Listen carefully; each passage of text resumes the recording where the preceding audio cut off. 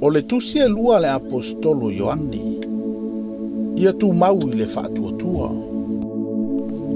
O au o le toia ina, o lau tusi le nei le tamaitai ua filifilia, maana tama. O te alofa wha maoni iai, e le na o au foi, au ilato umo e ua iloa le upumoni.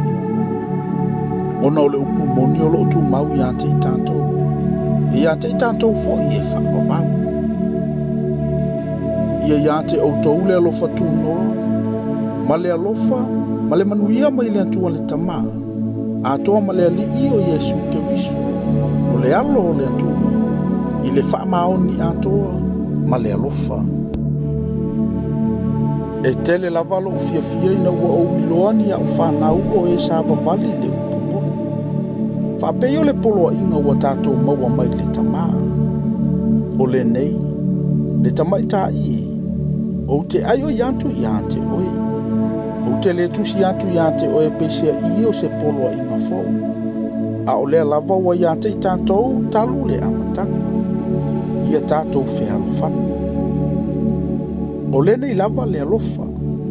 Ia tātou sava vali te tau maana poloa inga.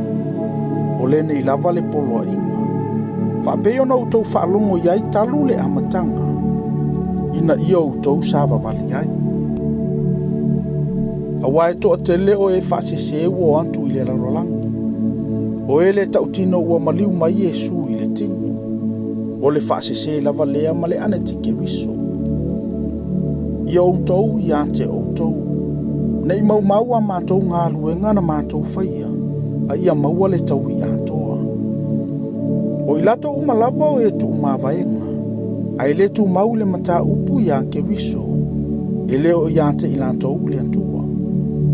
O le tu mau le mata upu ia ke wiso, e ia te ia lava le tamaa atoa ma le alo. Pe alu atu ia te outou se tasi, ai le molia le nei lava mata upu. Aua tau te talia o ia I o outou fale. Aua foi tau te ofualofa iai.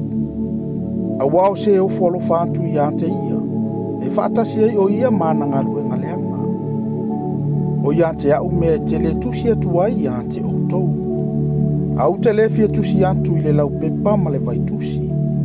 Au te wha moe moe o te alu atu ia te outou. Ia tātou fia tau talatalai. Ina ia ato atoa ilo tātou fia. O lo alu lo fa atu ia te oe tamalo uso ua filifilia. Amene.